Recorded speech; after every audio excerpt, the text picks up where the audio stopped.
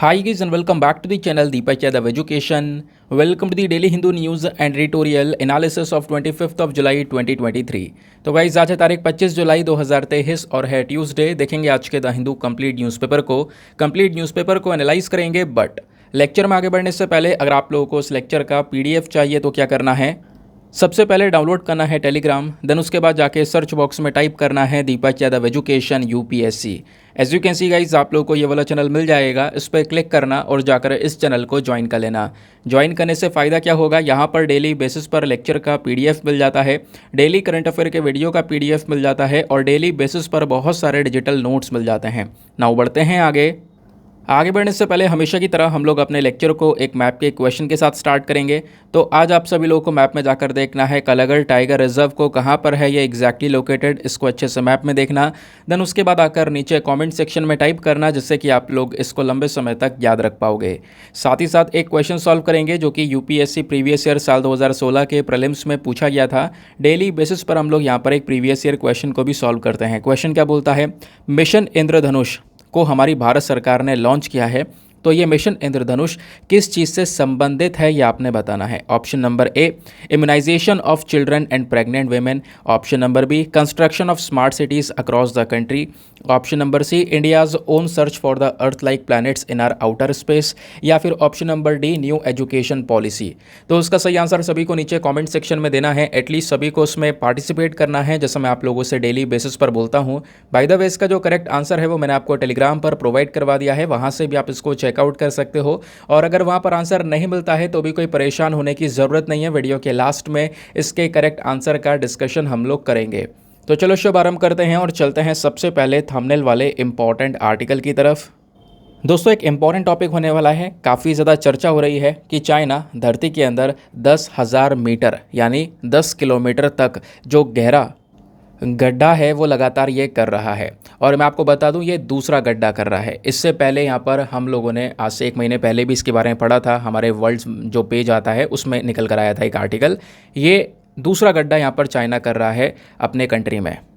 तो ये 10,000 किलोमीटर का इतना ज़्यादा गहरा गड्ढा क्यों किया जा रहा है, इसके बारे में कई सारे आर्टिकल्स जो है आज पब्लिश हुए हैं, जैसा आप यहाँ पर देख पा रहे होंगे। टाइम्स ऑफ इंडिया ने यहाँ पर इसके बारे में मेंशन किया है, China is drilling 10,000 metre deep into earth crust. तो समझेंगे क्या है पूरा का पूरा इशू। तो चाइना में एक प्रोविंस है सिचुआन प्रोविंस, यानी कि SICHUAN, ठीक है। एक तो सिचुआन प्रोविंस है, एक जिनजियांग प्रोविंस है, ठीक है। जैसे हमारे यहाँ स्टेट्स हैं वैसे आप प्रोविंस कह सकते हो। एक जिनजियांग प्रोविंस है, जिनजियांग प्रोविंस जहाँ पर उइगर मुस्लिम्स को रखा गया है चाइना के थ्रू, ठीक है। तो ये दो प्रोविंस में जो जिनजियांग वाला प्रोविंस है जहाँ पर उइगर मुस्लिम्स रहते हैं, उस वाले रीजन में पहले गड्ढा खोद दिया गया है। अब जो यहाँ पर नया गड्ढा खोदा जा रहा है वो बेसिकली सिचुआन प्रोविंस में खोदा जा रहा है, जिसके बारे में अभी मैंने आपको थोड़ी देर पहले बताया। जो सिचुआन प्रोविंस में गड्ढा खोदा जा रहा है ये 10,520 मीटर्स के गहराई में देखने को मिलेगा, या फिर कह सकते हो 10 किलोमीटर से भी थोड़ा और ज़्यादा गहरा ये गड्ढा खोदा जा रहा है। तो अब सवाल ये आता है, क्या ये दुनिया का सबसे ज़्यादा गहरा मैनमेड होल है? ऐसा नहीं है। दुनिया का जो सबसे ज़्यादा गहरा मैनमेड होल है, वर्ल्ड डीपेस्ट मैनमेड होल, वो रशिया के अंदर है, आपको ध्यान में रखना है। उस होल का नाम है कोला सुपरदीप बोरहोल, ठीक है। इसके बारे में जो इन्फॉर्मेशन मैं आपको पीडीएफ में प्रोवाइड करवाऊंगा, डोंट वरी, सब कुछ आपको मिलेगा। तो ये जो होल अभी चाइना के अंदर है, ये चाइना का सबसे गहरा होल है। वैसे दुनिया का जो सबसे डीपेस्ट होल है वो रशिया के अंदर है, उसकी जो गहराई है वो लगभग 12,262 यानी 12,262 मीटर्स के आसपास है। अब दोस्तों यहीं पर एक टर्म आ जाता है, इतना गहरा गड्ढा क्यों खोदा जा रहा है? इतनी गहरे गड्ढे को हम लोग अल्ट्रा डीप वेल्स के नाम से जानते हैं, ठीक है, अल्ट्रा डीप वेल्स।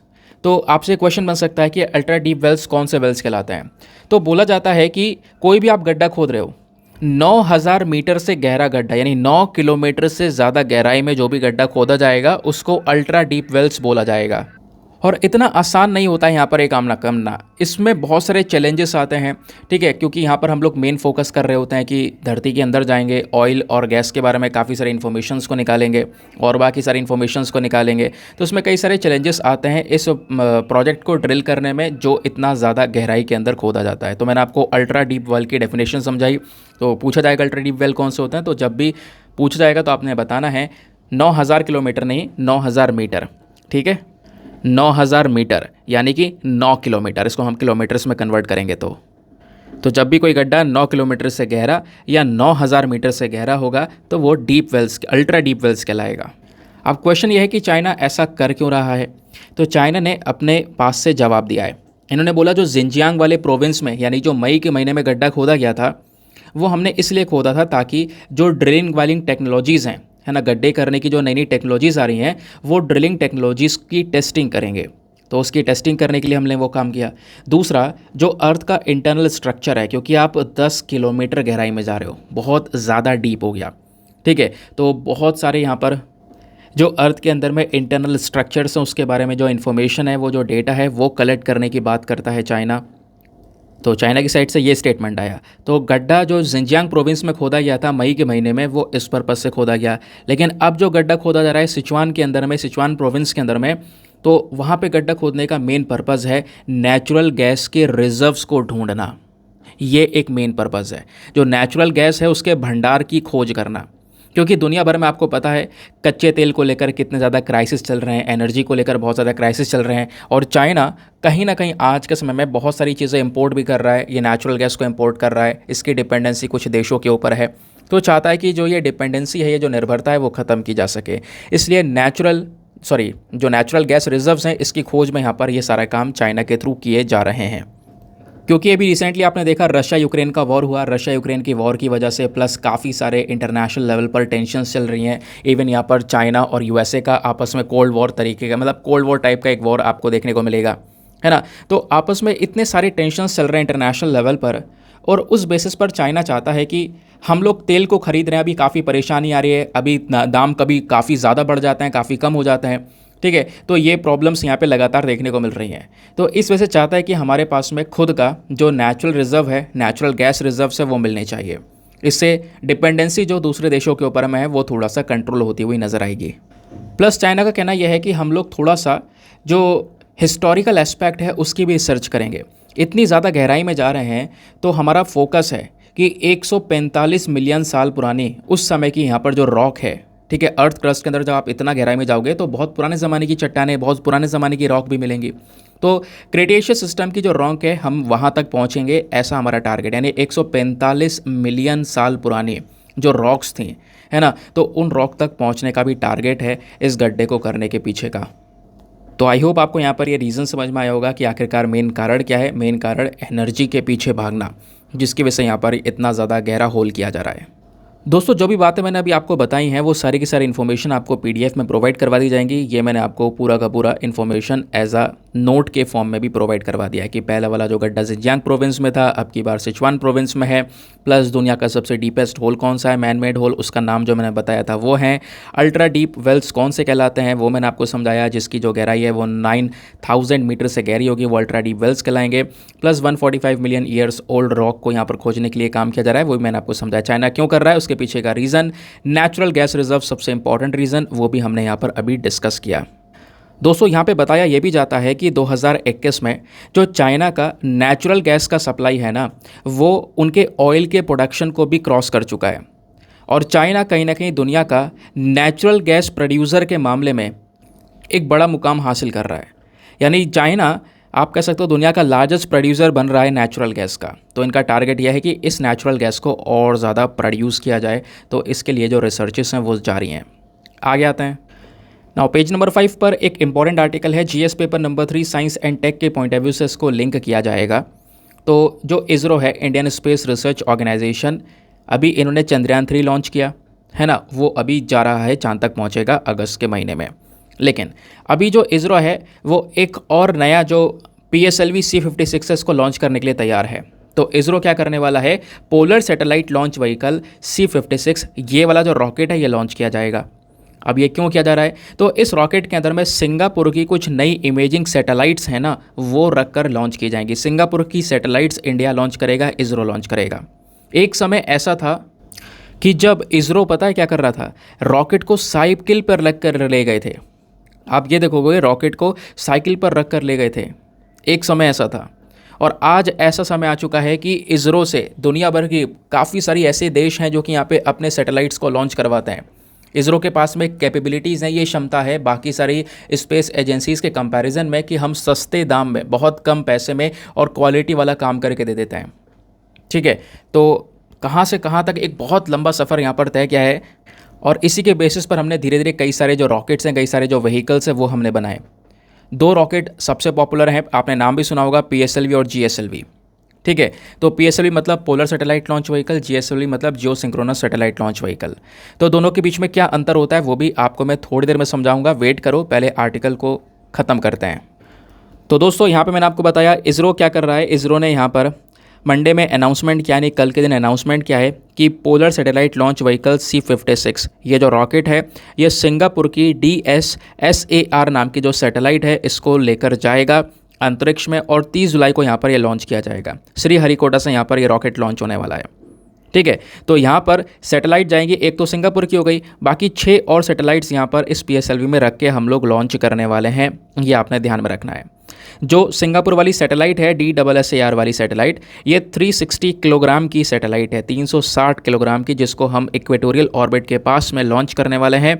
इस सैटेलाइट का मेन मकसद क्या होगा, तो ये DSSAR सैटेलाइट क्या करेगा, ये all weather data and night coverage provide करवाएगा, यानी कि कैसा भी वेदर हो, धूप हो रही हो, बारिश हो रही हो, कैसा भी वेदर हो, उस वेदर के समय का जो डेटा है, डे का और नाइट का कवरेज है, दिन का और रात का जो कवरेज है वो यहाँ पर ये प्रोवाइड करवाने वाला है। एक अच्छी इमेज के साथ में ये सारा का सारा डेटा हमें देगा।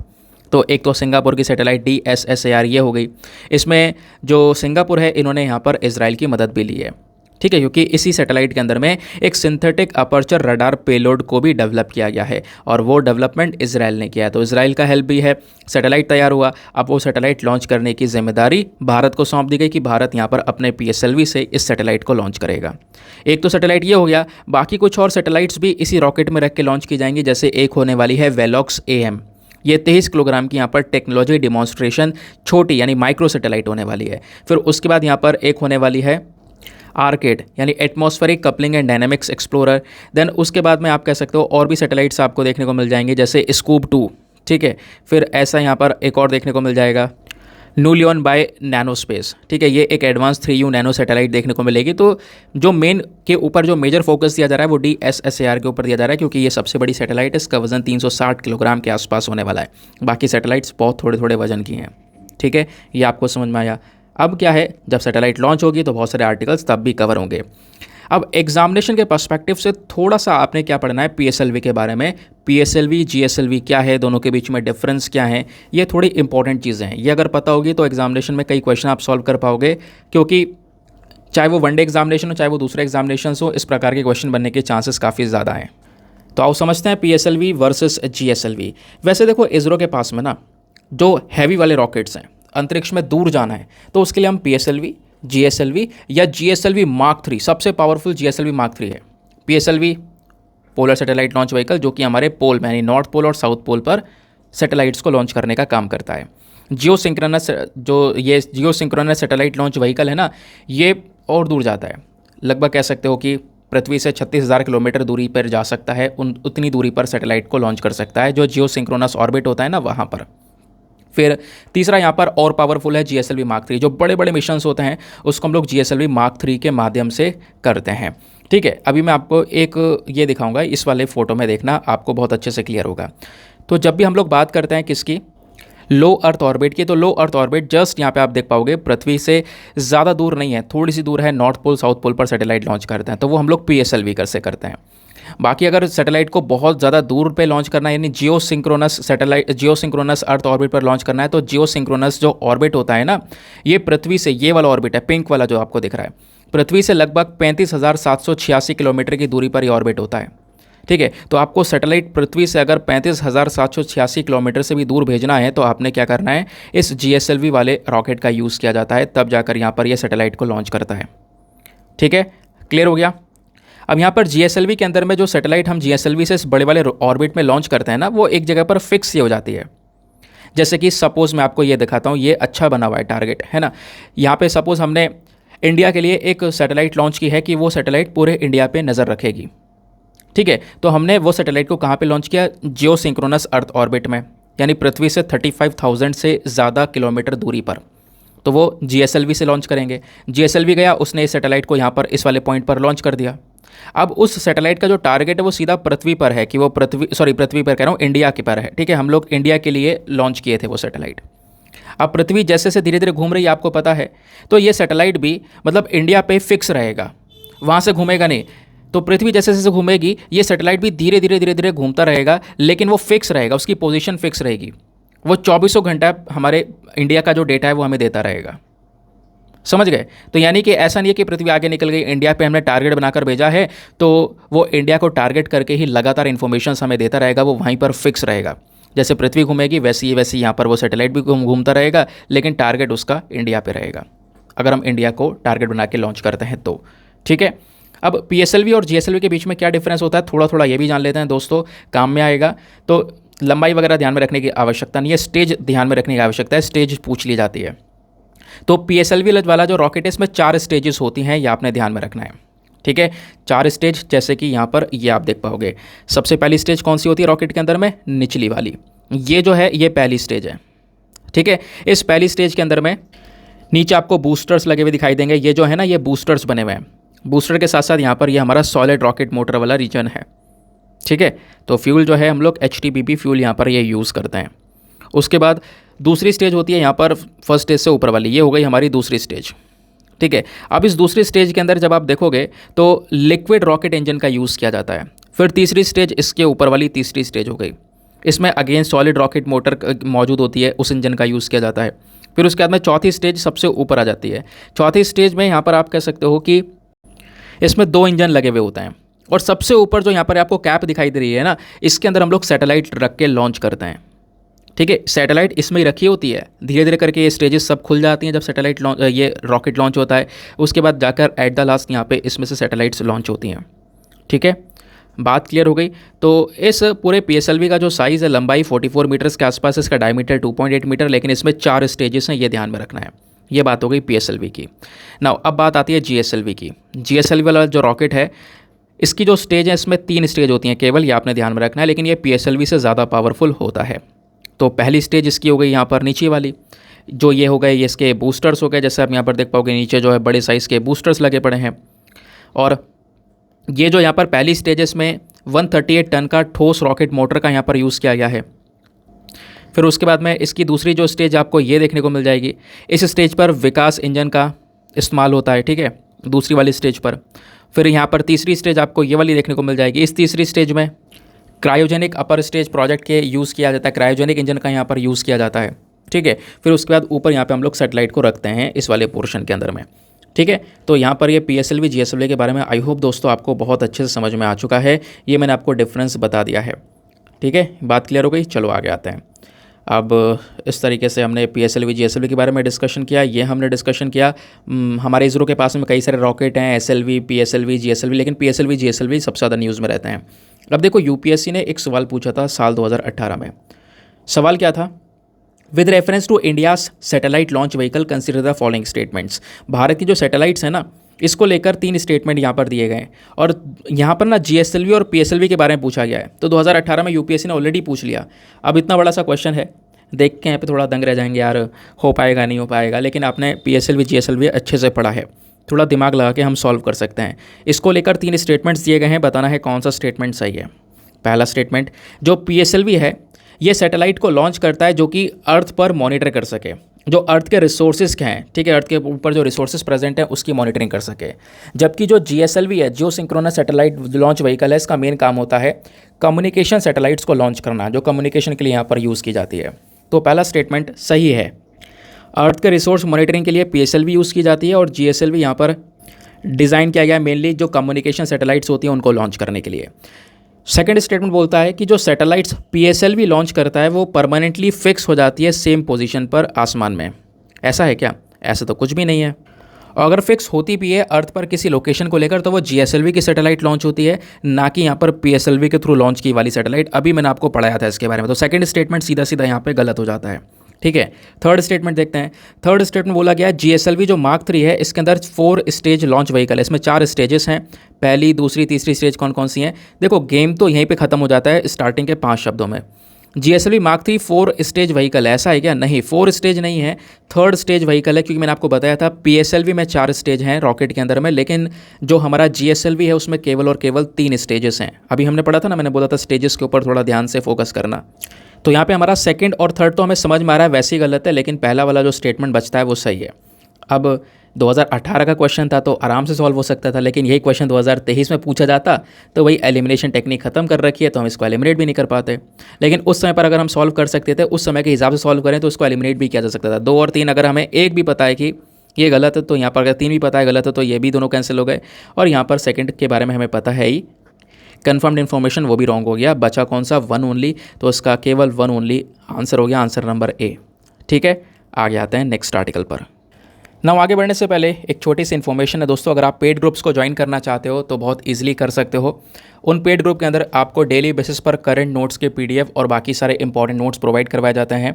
इस पेड ग्रुप का जो अमाउंट है बहुत ही मिनिमम है, 499 rupees for the lifetime access. इस पेड ग्रुप में आपको क्या मिलेगा? तो जो आप द हिंदू न्यूज़पेपर का एनालिसिस देख रहे हो, इसमें जो बैकग्राउंड डेटा प्रोवाइड करवाया जाता है, जैसे अभी यहाँ पर PSLV के बारे में पढ़ा, कुछ अलग से डेटा प्रोवाइड करवाया, वैसे हर एक आर्टिकल में आपको कुछ अलग से बैकग्राउंड डेटा देता हूँ, नोट्स जो आपको मिलते हैं, है ना। न्यूज़पेपर से नोट्स बनाने की आवश्यकता नहीं है, फिर आपको वो सारा डेटा एज इट इज़ यहाँ पर एक ग्रुप में प्रोवाइड करवा दिया जाता है, PDF फॉर्म में भी, हिंदी PDF इंग्लिश PDF दोनों मिलती हैं। प्लस यहाँ पर डायरेक्ट उस ग्रुप में पेस्ट भी कर दिया जाता है कंटेंट, या फिर मतलब उसलिए पेस्ट किया जाता है, अगर आप PDF ओपन नहीं करना चाहते हो तो आप सीधा वहाँ से पढ़ भी सकते हो, स्क्रॉल करके, काम खत्म। क्योंकि काफ़ी सारे लोग होते हैं ना कि सर हमें PDF बहुत सारी डाउनलोड करनी पड़ जाती है, बहुत सारा स्टोरेज हमारे पास में इकट्ठा हो जाता है ना, फिर स्टोरेज फुल होने लगता है। तो उसका भी एक इंपॉर्टेंट सोल्यूशन है, और इंपॉर्टेंट क्या, बहुत अच्छा सोल्यूशन है। सीधा ग्रुप से आप रीड कर सकते हो सारे काम को, जितना भी कंटेंट है, एक भी शब्द जो भी इस वीडियो में आपको दिखेगा वो वहाँ पे ग्रुप में मिस नहीं होगा, सब कुछ आपको as it is pasted content मिलेगा। ठीक है, तो नोट्स बनाने की आवश्यकता भी आपको नहीं पड़ेगी, ये एक हेल्प हो जाती है। तो इसके लिए अमाउंट मैंने जैसे बोला है कि आपने केवल एक ही बार इन्वेस्टमेंट करना है, कोई दोबारा सब्सक्रिप्शन लेने की आवश्यकता नहीं है। 1 साल बाद, 1.5 साल बाद, 2 साल बाद, केवल 499 में लाइफ टाइम एक्सेस आपको दिया जा रहा है ग्रुप का। और इस ग्रुप को ज्वाइन करने का जो प्रोसेस है वो और भी आसान है। आपको यहाँ पर व्हाट्सएप नंबर दिया गया है 8534873368। इस व्हाट्सएप नंबर पर व्हाट्सएप पर ही मैसेज करना, ठीक है, कि हाँ मैं इंटरेस्टेड हूँ उस ग्रुप को ज्वाइन करने में। आपको वहाँ से रिप्लाई आएगा, आपको प्रोसेस बताया जाएगा पेमेंट का, जिसके बेसिस पर आप ग्रुप को ज्वाइन कर पाओगे। मैं इस चीज़ को इंश्योर करता हूँ कि आप ग्रुप को ज्वाइन करोगे तो आपको लगेगा कि हाँ 1 महीने के अंदर अंदर जो मेरा अमाउंट है वो रिकवर हो चुका है। हम चाहते हैं यार, क्योंकि देखो सभी का मेहनत का पैसा है, चाहे वो 1 रुपया हो, चाहे वो 500 रुपया हो, चाहे वो 5000 रुपया हो, तो वो उस चीज़ का बेनिफिट मिलना चाहिए अगर वो इन्वेस्ट हो रहा है कहीं पर तो। ठीक है, तो आगे आते हैं। बाकी आप लोग मेरे साथ में इंस्टाग्राम पे जुड़ सकते हो, मैं रोज़ बोलता ही हूँ। और मेक श्योर करना वीडियो पे जो लाइक का बटन है उसको प्रेस कर देना दोस्तों। एक टारगेट होता है 5000 लाइक्स का, प्लीज़ उसको पहुँचा दिया करो। आप इंस्टाग्राम पे जुड़ना चाहते हो तो इंस्टाग्राम पे जाओगे, वहाँ पे लिखोगे दीपा यादव एजुकेशन, ये प्रोफाइल मिलेगा जहाँ पे 13,000 से ज़्यादा लोग मेरे साथ में जुड़े हुए हैं। आप भी मेरे साथ में पर्सनली जुड़ सकते हो। आगे आते हैं ना दोस्तों, पहले आते हैं हम लोग अपने एडिटोरियल डिस्कशन पे। आज एडिटोरियल थोड़े इंपॉर्टेंट आए हुए हैं। जैसे सबसे पहला editorial very very important, directly मतलब आपको मैं ऐसा रेडीमेड कंटेंट देने वाला हूँ, एग्जामिनेशन में कुछ भी आएगा तो आप आराम से उसको हैंडल कर पाओगे, चाहे वो प्रीलिम्स क्यों ना हो, चाहे वो मेंस क्यों ना हो। इंडिया श्रीलंका के रिलेशंस को ओवरऑल तरीके से कवर करेंगे, और जो आर्टिकल में बात की जा रही है किसी अमेंडमेंट के बारे में, उस अमेंडमेंट के बारे में डिस्कशन करेंगे। उसके बाद जो दूसरा इंपॉर्टेंट एडिटोरियल है, यहाँ पर राइटर के आज के कुछ अच्छे पॉइंट ऑफ व्यूज़ हैं आसियान को लेकर, कि जो association of south east Asian nation group है जिसमें 10 कंट्रीज़ इसका हिस्सा हैं, तो आसियान ग्रुप में कहाँ पर कमियां हो रही हैं, कैसे चाइना और जो USA है वो यहाँ पर इस पूरे ग्रुप को इन्फ्लुएंस कर रहे हैं, कैसे यहाँ पर कोई जो देश है वो चाइना के खिलाफ आवाज़ क्यों नहीं उठा पा रहा है आसियान में। तो वो सारी चीज़ें यहाँ पर एक्सप्लेन की गई हैं, उन चीज़ों को हमें थोड़ा सा सही करना होगा आसियान ग्रुप में, ऐसा राइटर का कहना है। तो एक अच्छा टॉपिक है, ये भी मैंने पढ़ा है, काफ़ी रेलिवेंट पॉइंट्स हैं, तो मैं आपको वो भी बताऊँगा। सबसे पहले हम यहाँ पर इस वाले एडिटोरियल को कवर करेंगे, फिर एक एडिटोरियल हम अपने इंडियन एक्सप्रेस से भी लेंगे क्रिटिकल मिनरल्स को लेकर, सॉरी बिजनेस लाइन का है वो शायद, तो वो भी बहुत अच्छा टॉपिक है। सारे टॉपिक आज बढ़िया हैं। सबसे पहला आता है ये वाला आर्टिकल, इसको हम लोग सीधा सीधा GS paper number 2 international relations के साथ में लिंक कर सकते हैं। अब दोस्तों आपको पता होगा रिसेंटली श्रीलंका के जो प्रेसिडेंट है वो भारत के विजिट पर आते हैं, कई सारे डिस्कशंस हुए, कई सारे अग्रीमेंट्स को लेकर बातचीत हुई हैं, और उसी दौरान हमारे PM मोदी जी ने श्रीलंका के प्रेसिडेंट से एक बात और बोली थी कि जो तमिल्स आज के समय पर श्रीलंका में प्रेजेंट है, देखो अगर आप इंडिया और श्रीलंका का इतिहास देखोगे तो उस इतिहास में दोनों के बीच में कल्चरल रिलेशंस, रिलीजियस रिलेशंस भी काफ़ी मजबूत हैं। बुद्धिज़्म इंडिया में इंट्रोड्यूस हुआ, लेकिन बुद्धिज़्म कहीं ना कहीं एक प्रोमिनेंट रिलीजन आज के समय में श्रीलंका में भी आपको देखने को मिलेगा। ठीक है। फिर उसके बाद में बहुत सारे जो तमिल्स आज के समय में वो श्रीलंका में रह रहे हैं लंबे समय से, है ना। इतिहास देखोगे तो तमिल्स के साथ में काफ़ी सारी मतलब जो तमिलियंस आज के समय में श्रीलंका में है ना, तो इतिहास में उनके साथ में काफ़ी सारे डिस्क्रिमिनेशंस हुए, भेदभाव हुए। बड़ी बड़ी पोस्ट पर थे एक समय पर, लेकिन यहाँ पे उनके खिलाफ कई सारे यहाँ पर जो लॉज हैं ना, उन्होंने बहुत ज़्यादा डिस्क्रिमिनेशन, काफ़ी सारा भेदभाव किया उनके खिलाफ में। तो हम लोग तमिलियंस की राइट्स की भी बात कर रहे हैं। पीएम मोदी ने मेन फोकस ये किया है कि जो तमिलियंस हैं, है ना, उनके लिए यहाँ पर अपने संविधान यानी श्रीलंका के संविधान में एक अमेंडमेंट किया जाए, 13th अमेंडमेंट, और उस अमेंडमेंट में यहाँ पर कुछ स्पेशल फोकस किया जाएगा। वो स्पेशल फोकस क्या है वो भी मैं आपको समझाऊंगा। लेकिन इन सब चीज़ों के अलावा इंडिया और श्रीलंका ने मिलकर मैरीटाइम, एयर, एनर्जी, ट्रेड को लेकर, पीपल टू पीपल इनिशिएटिव्स को लेकर भी यहाँ पर अभी अग्रीमेंट किया है। और दूसरी चीज़ आपको पता होगा, यूपीआई की बात कर रहे हैं, जो हमारा यूनिफाइड पेमेंट इंटरफेस है, फ़ोन पे वगैरह जो आज के समय पर हम यूज़ कर रहे हैं, तो इंडिया का यूपीआई सिस्टम सक्सेसफुल रहा है। एक समय पर लोगों ने मजाक बनाया था यूपीआई का, लेकिन आज के समय पर वो सक्सेसफुल हो गया। सक्सेसफुल हो गया इतना ज़्यादा कि दूसरी कंट्रीज़ भी आज के समय में यूपीआई को लेकर काफ़ी ज़्यादा अट्रैक्ट हो रही हैं। और अभी देखोगे रिसेंटली यहाँ पर इंडिया ने फोकस किया है कि फ्रांस के अंदर भी यहाँ पर यूपीआई को यूज़ करेंगे हम, सिंगापुर में है यूपीआई को अलाउ किया गया है। अभी तीसरी चीज़ यहाँ पर आप श्रीलंका के अंदर भी यहाँ पर जो यूपीआई है इसका यूज़ किया जाएगा, ये रिसेंटली यहाँ पर डिस्कशंस हुए थे। ठीक है, तो यूपीआई की कनेक्टिविटी हम लोग श्रीलंका तक पहुंचाने वाले हैं, इसको लेकर रिसेंटली बातचीत हुई थी। तो ये जो अग्रीमेंट्स हुए हैं, ये सारी की सारी बातचीतें हुई हैं इंडिया श्रीलंका के बीच में हाल ही में। इससे क्या हो रहा है, दोनों के जो रिलेशंस हैं वो काफ़ी ज़्यादा मजबूत हो रहे हैं। लेकिन दोनों के रिलेशंस अटकते कहाँ पर हैं, तमिल क्वेश्चन पर। तमिलियंस को लेकर यहाँ पे कहीं ना कहीं जो रिलेशंस है वो थोड़े से यहाँ पर अटक जाते हैं। यूपीआई को लेकर जो मुद्दा था ये मैंने आपको बताया। अब वो तमिलियंस को लेकर पूरा का पूरा विवाद क्या है वो मैं आपको बताऊंगा। ठीक है, और इसी वजह से श्रीलंका से बोला है कि आप अपने संविधान के अंदर में 13th ए जो कॉन्स्टिट्यूशनल अमेंडमेंट है वो करो। और इस संशोधन से, इस बदलाव से क्या होगा, तमिलियंस के पास में भी पावर्स को दी जाएगी, पावर्स को थोड़ा सा बांटा जाएगा, डिवॉल्यूशन किया जाएगा, क्योंकि आज के समय पर उनके पास में पावर्स नहीं है, छीन ली गई है। और जो दूसरा बहुत बड़ा इशू है वो भी क्या है वो भी आपको समझाऊंगा।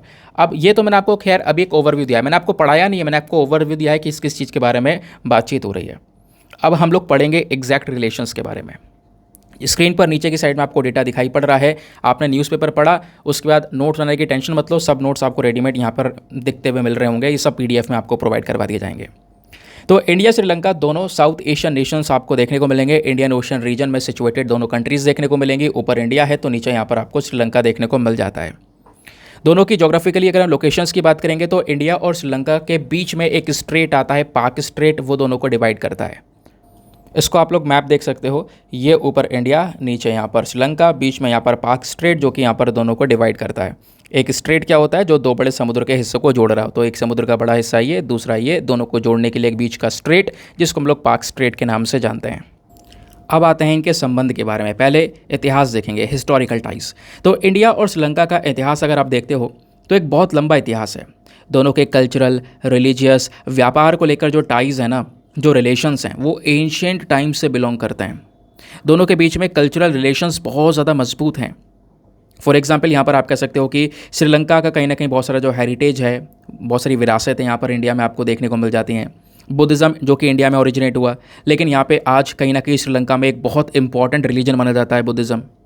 फिर बात आती है इकोनॉमिक टाइज की, तो इंडिया आज के समय में श्रीलंका का तीसरा सबसे बड़ा एक्सपोर्ट डेस्टिनेशन है।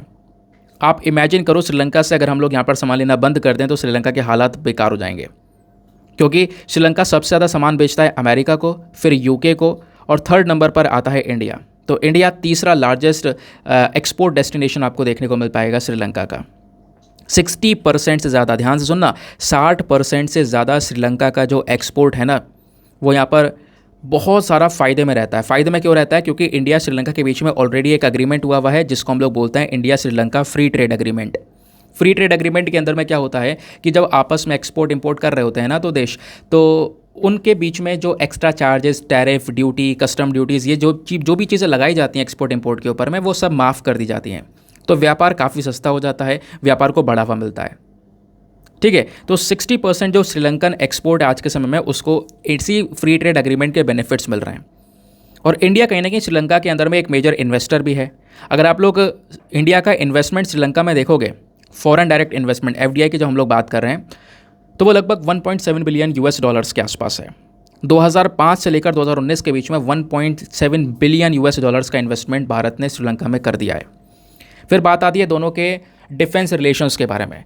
तो डिफेंस सेक्टर में देखोगे तो दोनों के मिलिट्री के बीच में, दोनों देशों की नेवी के बीच में कई अभ्यास होते हैं। जब बात करते हैं दोनों देशों की मिलिट्री के बीच के अभ्यास की, तो वो कहलाता है मित्र शक्ति। और दोनों देशों की नेवी के बीच में एक अभ्यास होता है, उसका नाम है स्लिनेक्स। ठीक है। फिर बात आती है ग्रुपिंग्स की, यानी कि कौन कौन से अलग अलग ग्रुप हैं इंटरनेशनल लेवल पर, कौन कौन से ग्रुप हैं जिसका हिस्सा इंडिया श्रीलंका दोनों हैं। तो ग्रुपिंग्स की जब बात करते हैं तो एक ग्रुप है बिम्स्टेक। बिम्स्टेक का नाम आपने कई बार सुना होगा, कई बार मैंने आपको डिटेल से बिम्स्टेक के बारे में पढ़ा रखा है। बिम्स्टेक की फुल फॉर्म है bay of Bengal initiative for multi sectoral technical and economic cooperation. तो श्रीलंका बिम्स्टेक का हिस्सा है, इंडिया भी हिस्सा है। फिर बात आती है सार्क की। सार्क जो ग्रुप है, यहाँ पर इंडिया एक इंपॉर्टेंट रोल प्ले करता है, श्रीलंका भी हिस्सा है। ये यहाँ पर रिलेशंस आप देख पा रहे होंगे। बाकी अब इन दोनों के रिलेशंस में, इन संबंध में कुछ इश्यूज़ में कुछ समस्याएं भी हैं। नंबर 1 जो समस्या है दोनों के संबंध में वो है फिशरमैन को मार देना। यानी कि मैंने जैसे आपको फिशरमैन वाला इशू थोड़े दिनों पहले ही पढ़ाया था, याद होगा, और आपने इसके ऊपर एक मेंस का आंसर भी लिखा, याद आ रहा होगा, है ना। तो टॉपिक आपस में इंटरलिंक है। होता क्या है कि बहुत सारे जो मछुआरे हैं, फॉर एग्जांपल इंडिया में तमिलनाडु में बहुत सारे मछुआरे आपको देखने को मिलेंगे। अब वो क्या कर रहे हैं, फिशिंग करके मछली पकड़कर उसको बेचकर उनका पैसा आता है और वो उनका जीवन चल रहा है। अब जब वो मछली पकड़ने के लिए समुद्र में जाते हैं ना, तो कई बार अपनी इंटरनेशनल बाउंड्री क्रॉस कर जाते हैं। बाउंड्री क्रॉस करके श्रीलंका के समुद्र वाले हिस्से में एंटर कर जाते हैं। श्रीलंका की नेवी आती है, उनको पकड़ कर ले जाती है, उनको अरेस्ट कर लेती है, या फिर कई बार उनको मार देती है। तो एक सबसे मेन इशू यहाँ पर रहा है। इवन 2019 और 2020 का जो साल है ना, इन 2 साल में लगभग 284 जो भारत के मछुआरे हैं उनको श्रीलंका ने अरेस्ट किया। और भारत की लगभग 53 जो इंडियन बोट से जो नाव हैं जो इन मछुआरों के थ्रू यूज़ की जा रही थी समुद्र में, इन नाव को जब्त कर लिया गया श्रीलंकन अथॉरिटीज़ के थ्रू। ठीक है। तो ये कहीं ना कहीं एक दोनों के संबंध में कहीं ना कहीं चैलेंज बन जाता है, एक समस्या बन जाती है। फिर जो दूसरी सबसे बड़ी समस्या है चाइना। चाइना का इन्फ्लुएंस पता है इतनी तेज़ी से बढ़ता जा रहा है, ये आप भी देख रहे हो, मैं भी देख रहा हूँ, कई सारे जो कंट्रीज़ हैं उनमें लगातार चाइना का इन्वेस्टमेंट बढ़ता चले जा रहा है। तो चाइना ने श्रीलंका में भी इसी प्रकार से अपना जो इकोनॉमिक फुटप्रिंट है वो तेज़ी से बढ़ाया है। चाइना कहीं ना कहीं श्रीलंका का सबसे बड़ा इन्वेस्टर बन चुका है। भले ही भारत ने बहुत सारा FDI इन्वेस्ट किया हो, मैं आपको बताता हूँ। देखो, इंडिया की साइड से श्रीलंका में जो इन्वेस्टमेंट हुआ है 2010 से लेकर 2019 के बीच में, वो 10.4% के आसपास है। लेकिन जो चाइना का इन्वेस्टमेंट श्रीलंका के अंदर में वो 23.6% है। भारत का जितना इन्वेस्टमेंट, भारत का जितना निवेश श्रीलंका में है, उससे दुगना निवेश यहाँ पर चाइना का श्रीलंका में देखने को मिलेगा। समझ गए। तो चाइना इस प्रकार से यहाँ पे कहीं ना कहीं अपना डोमिनेशन बनाता हुआ नज़र आ रहा है। अभी उन्होंने यहाँ पर जो हम्बनतोता पोर्ट है वो भी परचेज कर लिया है, 99 ईयर्स के लिए लीज पर ले लिया है। ऐसे यहाँ पर और भी प्रोजेक्ट्स के ऊपर यहाँ पे जो चाइना है वो लगातार अपनी जकड़ बनाता चले जा रहा है। फिर बात आती है एक और मेन मुद्दे की। श्रीलंका के संविधान में 13वां अमेंडमेंट क्या है जिसकी हम बात करें, ये 13वां संशोधन क्या है जिसकी लगातार बात की जा रही है। जो ये 13वां अमेंडमेंट है ना, जो ये संशोधन है, इसको लाया गया था इंडो लंका जो अकॉर्ड हुआ था, इंडिया और श्रीलंका के बीच में एग्रीमेंट हुआ था 1987 में। उस एग्रीमेंट के बाद में ये 13वां अमेंडमेंट लेकर आया गया। और इस 13वें अमेंडमेंट में मेन फोकस किया गया है कि पावर डिवोल्यूशन किया जाएगा। डिवोल्यूशन मतलब पावर बांटी जाएंगी सब में, किसी एक के हाथ में पावर नहीं होंगी। तो श्रीलंका में जैसे प्रोविंसेस, जैसे स्टेट्स होते हैं ना, जैसे भारत में स्टेट्स है उसको हम लोग प्रोविंस भी बोल सकते हैं। तो श्रीलंका के अंदर में जो अलग अलग प्रोविंसेस हैं, तो उनको अलग अलग पावर, उनको अलग सेपरेटली पावर्स देने की यहाँ पर बातचीत की गई थी इस अमेंडमेंट के अंदर में। लेकिन इसको लागू करने में काफ़ी ज़्यादा परेशानियाँ आई हैं। ये जो इंडो लंका अकॉर्ड हुआ था ना 1987 का, ये जो एग्रीमेंट था, ये उस समय के जो प्रधानमंत्री थे राजीव गांधी जी और श्रीलंका के प्रेसिडेंट JR जायवर्ड ने, इनके बीच में यहाँ पर ये पूरा एग्रीमेंट को साइन किया गया था, ताकि श्रीलंका में जो ये कॉन्फ्लिक्ट चल रहा था ना एथनिक को लेकर, एथनिसिटी को लेकर, तमिल्स के लिए काफ़ी ज़्यादा डिस्क्रिमिनेशंस यहाँ पे हो रहा था। इसकी वजह से श्रीलंका में पूरा सिविल वॉर हो गया था, पूरा गृह युद्ध हो गया था। और गृह युद्ध में एक तरफ श्रीलंका की आर्म्ड फोर्सेस थी, दूसरी तरफ लिट्टे ग्रुप यानी लिबरेशन टाइगर्स ऑफ तमिलीलम। ठीक है। तो इनके बीच में यहाँ पर लगातार ये स्ट्रगल चलता चले जा रहा था। जो तमिल्स हैं वो चाहते थे उनको भी यहाँ पर एक पहचान मिले और वो सेपरेट एरिया की मांग कर रहे थे। ठीक है। तो ये जो 13वां अमेंडमेंट यहाँ पे इस बात की जाती है श्रीलंका के संविधान के अंदर में, ये 13वां अमेंडमेंट कुछ प्रोविंशियल काउंसिल्स को बनाने की बात करता है। नए प्रोविंशियल काउंसिल्स बनाए जाएंगे, है ना, पावर को शेयर की जाएगी, पावर शेयरिंग एग्रीमेंट की बात करता है। तो अलग अलग एरिया में, अलग अलग प्रोविंसेस में पावर्स को बांटा जाएगा, अपने हिसाब से यहाँ पर वो जो पर्टिकुलर एरिया जहाँ पे पावर दी जाएंगी वो काम कर सकते हैं। अब जैसे बड़े बड़े सब्जेक्ट्स हैं, for example education, health, agriculture, housing, land, police, इन सब चीज़ों को लेकर पावर्स को डिवाइड करने की मांग की जाती है कि इन सब चीज़ों को लेकर पावर्स को बांट दिया जाए। लेकिन यहाँ पर श्रीलंका में लंबे समय से यहाँ पर कह सकते हो मना किया जा रहा है कि नहीं, हम लैंड और पुलिस की पावर्स को अलग अलग प्रोविंसेस में नहीं बांटेंगे, है ना। तो ये मुद्दा अभी भी चल रहा है, ये जो इशू है अभी भी अनरिजॉल्व है। गृह युद्ध को श्रीलंका में ख़त्म हुए 14 साल हो गए, लेकिन 14 साल होने के बावजूद भी अभी भी ये मुद्दा चल रहा है, अभी भी पावर्स प्रॉपरली बांटी नहीं गई हैं। तमिल्स जो हैं उनके साथ में प्रॉपरली यहाँ पर जो बिहेवियर है वो नहीं दिया जा रहा है, ठीक है। तो जो श्रीलंकन तमिल कम्युनिटी है ना, इनके लिए मतलब जोर दिया जा रहा है कि इनको भी यहाँ पर एक लाइफ ऑफ रिस्पेक्ट और डिग्निटी यहाँ पर दी जाए। इसको लेकर अभी यहाँ पे पीएम मोदी ने जोर दिया है कि श्रीलंका ज़रूर इसके ऊपर ध्यान दे, ठीक है। जो खासकर श्रीलंकन तमिल कम्युनिटी है उनकी भी यहाँ पर रिस्पेक्ट ज़रूरी है, उनके लिए भी यहाँ पर बातचीत की जाए। ये इशू एक बायलैटरल नेगोशिएशन से ख़त्म होगा, जिसके बेसिस पर अभी रिसेंटली बातचीत की गई है। समझ गए? चलो आगे आते हैं उसके बाद में नेक्स्ट आर्टिकल की तरफ। अगला एडिटोरियल क्या बोलता है ना दोस्तों, जो अगला एडिटोरियल होने वाला है वो बिजनेस लाइन से लिया गया है। इंपॉर्टेंट है, बिजनेस लाइन भी बेसिकली द हिंदू का ही एक इनिशिएटिव है। तो यहाँ पे जो राइटर हैं जी चंद्रशेखर, इन्होंने मेंशन किया है क्रिटिकल मिनरल्स के बारे में कि क्रिटिकल मिनरल्स, ये जो खनिज हैं कितने ज़्यादा इंपॉर्टेंट है, इनकी सप्लाई कितनी ज़्यादा इंपॉर्टेंट है, लेकिन इसको लेकर इंडिया क्या क्या प्रॉब्लम्स फेस कर रहा है, तो इंडिया को लेकर क्या क्या सोल्यूशंस होने चाहिए, उसके बारे में भी यहाँ पर राइटर ने काफ़ी सारे एस्पेक्ट्स डिस्कस करे हैं। ये टॉपिक भी एक इंपॉर्टेंट टॉपिक है मैं कहूँगा, तो बहुत ध्यान से इन चीज़ों को सुनना जो मैं आपको बताने वाला हूँ। तो ये एडिटोरियल है demand for critical minerals across the globe. पहली चीज़ दोस्तों, ये क्रिटिकल मिनरल्स क्या होता है? देखो, क्रिटिकल मिनरल्स बहुत इंपॉर्टेंट खनिज जो पदार्थ होता है ना, ये हमारी देश की इकोनॉमी के लिए, किसी भी देश की अर्थव्यवस्था के लिए बहुत इंपॉर्टेंट होता है। अब क्रिटिकल मिनरल्स में जब बात करते हैं तो मिनरल्स दो प्रकार के होते हैं, एक होता है मेटेलिक मिनरल्स और एक होता है नॉन मेटेलिक मिनरल्स। इनकी जो कैरेक्टरिस्टिक्स हैं उसके बेसिस पर यह डिफाइन किया जाता है। फॉर एग्जाम्पल, जो मेटेलिक मिनरल्स होते हैं, मेटेलिक मिनरल्स के अंदर में कुछ मेटल्स प्रेजेंट होते हैं। अब मेटेलिक मिनरल जैसे कि आयरन, कॉपर, गोल्ड, सिल्वर, ये सारे हो गए। जो नॉन मेटेलिक मिनरल्स होते हैं उनमें कोई भी मेटल्स प्रेजेंट नहीं होता, जैसे लाइमस्टोन, कोल, मिका, जिप्सम, ठीक है। तो ये मिनरल्स बहुत ज़्यादा ज़रूरी होते हैं। क्रिटिकल मिनरल्स, क्रिटिकल मतलब इंपॉर्टेंट, आवश्यक। तो क्रिटिकल मिनरल्स वो इंपॉर्टेंट मिनरल्स हैं जो कि किसी भी एक देश की इकॉनमी के लिए, उसकी नेशनल सिक्योरिटी के लिए बहुत ज़्यादा ज़रूरी होता है। और अगर इन मिनरल्स के, इन खनिज पदार्थों की कमी हो जाएगी किसी भी देश के अंदर में, तो इससे सीधा सीधा यहाँ पर उस देश की अर्थव्यवस्था के ऊपर, इकॉनमी के ऊपर असर पड़ेगा। क्योंकि इन्हीं मिनरल से बैटरीज बन रही हैं और बाकी सारी प्रोडक्ट्स बन रहे हैं देश के अंदर में, है ना। तो कहीं ना कहीं यहाँ पर ये बहुत ज़्यादा आवश्यक माने जाते हैं। लेकिन राइटर क्या बोलते हैं? राइटर बोलते हैं कि जैसे जैसे दुनिया के अंदर क्लीन एनर्जी टेक्नोलॉजी की तरफ बढ़ने की रेस लगी है कि भैया हम क्लीन एनर्जी को प्रमोट करने का काम करेंगे, है ना, यानी कि हम लोग ग्रीन एनर्जी की तरफ फोकस करेंगे। तो green energy, clean energy technology को अचीव करने के लिए इन क्रिटिकल मिनरल्स की बहुत ज़्यादा ज़रूरत है। जैसे लिथियम, कोबाल्ट, निकेल, कॉपर, ये सब क्रिटिकल मिनरल्स हैं।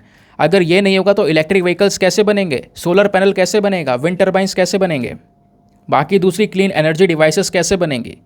तो ये इंपॉर्टेंट मिनरल्स हैं। तो लिथियम, कोबाल्ट, निकल, इन सब चीज़ों का, जैसे लिथियम से बैटरी बनाई जा रही है, अब बैटरी बनेगी तो इलेक्ट्रिक व्हीकल्स बनेंगे। सोलर पैनल्स बनाए जा रहे हैं, है ना, सोलर पैनल से ही तो यहाँ पर क्या करेंगे, हम सन की रेज को एनर्जी में कन्वर्ट करेंगे।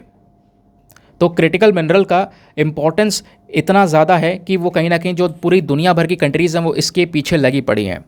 लेकिन पता है इसमें प्रॉब्लम क्या है? प्रॉब्लम यह है कि डिमांड तो बहुत है लेकिन इसकी सप्लाई मुट्ठी भर है। सप्लाई कुछ ही कंट्रीज़ के पास में देखने को मिलेगी, कुछ ही देशों के पास में क्रिटिकल मिनरल्स है, सभी देश के पास में नहीं है। चाइना एक सबसे बड़ा कंट्री माना जाता है। चाइना एक सबसे डोमिनेंट पोजीशन को होल्ड कर रहा है आज के समय में। क्रिटिकल मिनरल्स की सप्लाई में चाइना का हाथ बहुत मजबूत है। अगर चाइना चाहे तो अपने देश से, क्योंकि चाइना में क्रिटिकल मिनरल्स पाए जाते हैं, बहुत सारे मिनरल्स के भंडार हैं, उसको अगर ये एक्सपोर्ट बंद कर दे तो दुनिया में इसकी कमी हो जाएगी, दुनिया में क्राइसिस आना स्टार्ट हो जाएगा। और चाइना ने ये करना शुरू कर दिया है। वही चीज़ राइटर ने बताई है कि अभी पिछले कुछ समय में चाइना ने 2 इंपॉर्टेंट मेटल्स, गैलियम और जर्मेनियम, इनके एक्सपोर्ट के ऊपर बैन लगा दिया कि हम एक्सपोर्ट नहीं करेंगे अभी ये। तो कहीं ना कहीं इससे प्रॉब्लम्स क्रिएट होने लगी, ठीक है। तो यहाँ पे ये चीज़ हमें ये दर्शाती है कि कोई एक देश के पास में सारी पावर्स होना या फिर एसेंशियल मिनरल्स की सारी सप्लाई होना बहुत ज़्यादा चिंताजनक हो सकता है। कभी भी चाइना का दिमाग घूमेगा, सब कुछ यहाँ पे सभी मिनरल्स का एक्सपोर्ट बंद कर देगा, तो इससे दुनिया में इसको लेकर काफ़ी क्राइसिस आ सकते हैं। तो इसके लिए हमें एक नया रास्ता खोजना होगा, नए सोल्यूशन की तरफ हमें आगे बढ़ना होगा, जिससे चाइना के ऊपर जो डिपेंडेंसी है, जो निर्भरता है, वो यहाँ पर ख़त्म की जा सके। समझ गए? तो क्रिटिकल मिनरल्स क्या हैं, ये आप समझ गए। और अभी मैं आपको बता दूँ, एक बहुत इंपॉर्टेंट पॉइंट बता रहा हूँ दोस्तों, इसको याद रखना, क्वेश्चन बनने के 100% चांसेस हैं। ठीक है, कि जो एक्सपर्ट कमेटी है ना, जो हमारी मिनिस्ट्री ऑफ माइंस के अंदर में एक कमेटी आती है, उन्होंने अभी रिसेंटली 30 क्रिटिकल मिनरल्स को आइडेंटिफाई किया है कि भारत की अर्थव्यवस्था के लिए 30 सबसे इंपॉर्टेंट खनिज पदार्थ हैं। और वो 30 मिनरल्स की लिस्ट ये प्रेजेंट है। इस लिस्ट को प्लीज़ रिक्वेस्ट डाउनलोड करके रख लेना PDF से, क्योंकि जैसे जैसे क्वेश्चंस आजकल बन रहे हैं ना, पॉसिबिलिटी है इन मिनरल्स में से आपको 5-6 मिनरल्स दे दिए जाएंगे, कुछ क्रिटिकल मिनरल्स होंगे, कुछ नहीं होंगे, और पूछा जाएगा इनमें से बताओ कौन से 30 क्रिटिकल मिनरल्स जो कि रिसेंटली यहाँ पर लिस्ट आउट करे गए। ठीक है, तो ये 30 मिनरल्स की पूरी लिस्ट आपको यहाँ पे प्रोवाइड करवा दी गई है। बाकी भारत ने अपना काबिल और जो कह सकते हैं खनिज विदेश इंडिया लिमिटेड जो है, इसको भी सेटअप कर लिया है। जो ये खनिज विदेश इंडिया लिमिटेड है, एक जॉइंट वेंचर है 3 पब्लिक सेक्टर कंपनीज़ के बीच में। इसका भी मेन काम क्या होगा कि इंडिया का जो डोमेस्टिक मार्केट है, भारत का जो खुद का मार्केट है, वहाँ पर ये क्रिटिकल मिनरल्स की सप्लाई को मेंटेन करके रखे। तो इसके लिए हम लोगों ने अलग से एक जॉइंट वेंचर को भी बनाया। समझ गए? क्योंकि किसी भी देश के लिए मिनरल सिक्योरिटी बहुत ज़्यादा ज़रूरी है। अब राइटर ने बात की है कि current scenario for critical minerals around the globe, दुनिया भर में क्रिटिकल मिनरल्स को लेकर क्या सिचुएशन चल रही है, उसके बारे में इन्होंने इन्फॉर्मेशन शेयर की है। सबसे पहला, rapid surge in demand, market growth for energy transition minerals. अब मतलब क्या, मैं आपको समझाता हूँ। मार्केट में क्रिटिकल मिनरल्स की जो डिमांड है ना, वो बहुत ही तेज़ी से बढ़ी है। 2017 से लेकर 2022 के बीच में आप देखोगे तो लिथियम की डिमांड ट्रिपल हो चुकी है, डबल नहीं ट्रिपल। कोबाल्ट की डिमांड 70% से इंक्रीज़ हुई, निकल की डिमांड 40% से इंक्रीज़ हुई। तो ये आप समझ सकते हो। इवन इंटरनेशनल एनर्जी एजेंसी के अकॉर्डिंग अगर हम लोग बात करें तो जो ये मार्केट है एनर्जी ट्रांजिशन मिनरल्स का, ये कहीं ना कहीं 2020 में 320 US बिलियन डॉलर्स का पहुंच चुका है और अभी भी आगे ग्रो करेगा। तो मतलब डिमांड ओवरऑल क्रिटिकल मिनरल्स की भरपूर मात्रा में, ये हमने एक फैक्चुअल डेटा के बेसिस पर कवर किया। दूसरा जो यहाँ पे राइटर बोलता है कि दुनिया भर में कई सारे एफर्ट्स लगाए जा रहे हैं, अलग अलग नीतियाँ बनाई जा रही हैं इन क्रिटिकल मिनरल्स को लेकर। जो क्रिटिकल मिनरल की सप्लाई है, ये कहीं ना कहीं बहुत ज़्यादा इम्पैक्ट कर सकती है पूरे देश भर को। तो ग्लोबल सप्लाई चेन के अंदर में कोई भी अनिश्चितता ना है, ठीक है, ग्लोबल सप्लाई चेन में कोई भी प्रॉब्लम्स ना आए, आप कह सकते हो। तो उन प्रॉब्लम्स को कम करने के लिए जो देश हैं, अलग अलग देश साथ में मिलकर नई नई नीतियाँ बना रहे हैं ताकि इन मिनरल सप्लाईज को हम थोड़ा डाइवर्सिफाई कर सकें। अब यहाँ पर नीतियाँ बनाने के लिए कौन कौन से देश टॉप पर आ रहे हैं, वो है US, अमेरिका के साथ कनाडा है, कनाडा के बाद यूरोपियन यूनियन है, देन ऑस्ट्रेलिया है। इन तीनों देशों ने मिलकर, यूरोपियन यूनियन में बेसिकली 27 कंट्रीज़ आ जाती हैं। तो 27 कंट्रीज़ ये हो गई, बाकी US आ गया, कनाडा आ गया और ऑस्ट्रेलिया आ गया। ये सब कंट्रीज़ मिलकर आज के समय में कुछ लॉज को बना चुकी हैं, कुछ कानून बना चुकी हैं, ठीक है। बाकी कुछ और भी कंट्रीज़ हैं जिन पे रिसोर्सेज बहुत सारे हैं, for example Indonesia, Namibia, Zimbabwe. तो ये सारे देश के अंदर भी बहुत सारे रिसोर्सेज पाए जाते हैं। तो इन्होंने भी कहीं ना कहीं अपने एक्सपोर्ट के ऊपर थोड़ा बहुत रिस्ट्रिक्शंस लगाना यहाँ पर स्टार्ट कर दिया है। तो दुनिया भर में हम देख रहे हैं कि कई सारे देश जिनके पास में नेचुरल रिसोर्सेज हैं, वो कहीं ना कहीं एक्सपोर्ट के ऊपर कंट्रोल करना चाह रहे हैं। अब उसको वो एक्सपोर्ट नहीं करना चाह रहे क्योंकि उनको उसकी अहमियत पता चल चुकी है, क्या वैल्यू है।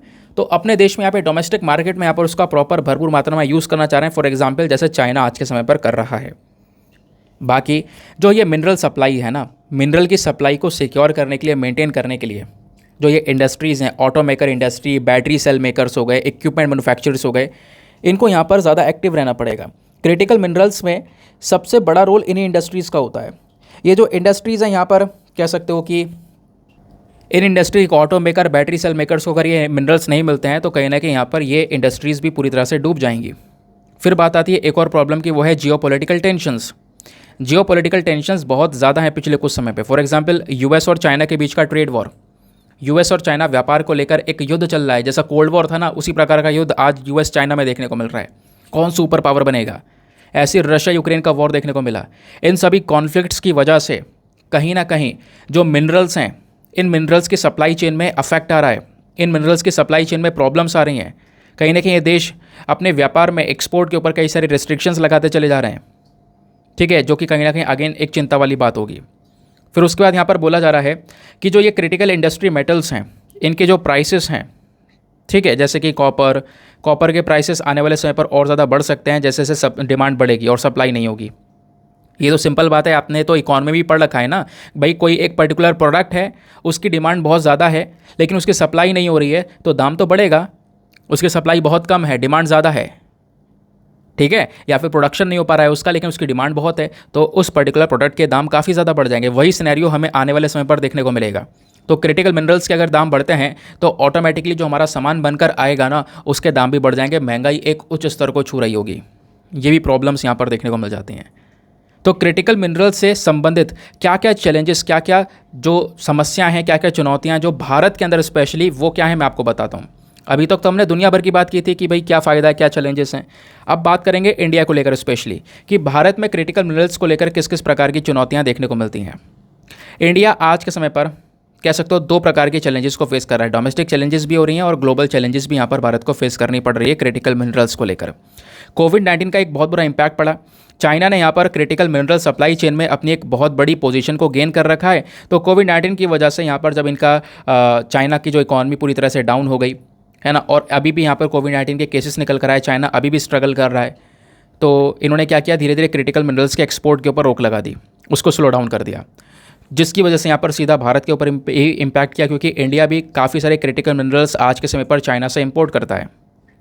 दूसरा जो यहाँ पर भारत को समस्या फेस करनी पड़ रही है वह रशिया यूक्रेन का वॉर।